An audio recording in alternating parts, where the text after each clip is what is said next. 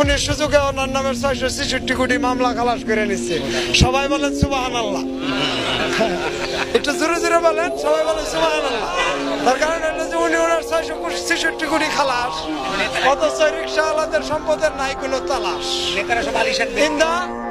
ওই যে অর্থনীতিবিদ্যা প্রিয় ভট্টাচার্য অর্থনীতির শ্বেতপত্র ঘোষণা করে দিয়েছেন।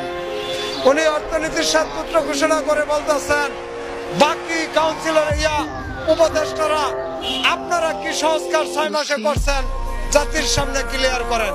এটা গণমাধ্যম ভাইয়েরা আপনারা ভালোই জানেন। আমি দেবপ্রিয় ভট্টাচার্যের কাছে একটি প্রশ্ন করতে চাই, আপনি যে অর্থনীতির শ্বেতপত্র ঘোষণা করলেন, এই যে নিপীড়িত চালক এদের ব্যাংক ব্যালেন্স কত আছে দেখেন তো, কোন ব্যাংকে এদের কি অ্যাকাউন্ট আছে, এরা বছরে কয় টাকা কামায়, কয় টাকা আয় ব্যয় করে। আপনি কার শ্বেতপত্র ঘোষণা করলেন? সেই শ্বেতপত্রের ভিতরে সুবিধাবাদীদেরকে সুযোগ দেওয়া হয়েছে এই 3 চাকার চালকদেরকে নিপীড়িত করার জন্য তড়িঘড়ি করে এ ধরনের একটি হিসাব ব্যবস্থা কমিশনের কাছে জমা দিয়ে আমাদেরকে রাষ্ট্রের কাছ থেকে আলাদা করে দেওয়ার চেষ্টা করতেছে।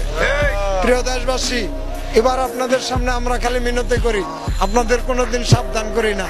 আজকে একটা সাবধানের সুরে বলি, শনিবারে ভর্তি পরীক্ষা হয়, যদি একদিন গাড়ি বন্ধ করে দেয় আপনাদের সোনামণিদের ভবিষ্যৎ কিন্তু একবারে গায়েব হয়ে যাবো। কোনো ভর্তি পরীক্ষার শিডিউল কিন্তু ঠিক রাখতে পারবো না।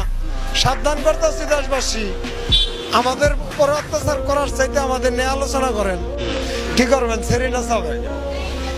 ওই আয়ুব বাচ্চু কয় পাগলা হাওয়ার জোরে ব্যাংকের টাকা গেছে উড়ে। আমরা রিক্সাওয়ালারা কি করে খাবো? হ্যাঁ, পাগলা হাওয়ার জোরে ব্যাংকের টাকা গেছে ওরে। এখন রিক্সাওয়ালার কপালে কোনো কর্ম করে খাওয়ার জায়গা নাই। দেখছেন, এইভাবে গান তৈরি করে শিল্পী নাচায়া মঞ্চ করে লাল কালো প্রোগ্রাম করে দেশবাসীর অধিকার দিতে পারবেন না। দেশবাসীর অধিকার দিতে হলে, সঠিক সংস্কার করতে হলে জুলাইয়ের যে ঘোষণাপত্র আছে ওটা আমাদের দিয়ে ঘোষণা করাইতে হবে। আমার লগে ওরা আলোচনা করে না, তারা আইন না রাষ্ট্রীয় দ্বিতীয় ভবন যমুনা দিয়ে দিচ্ছে।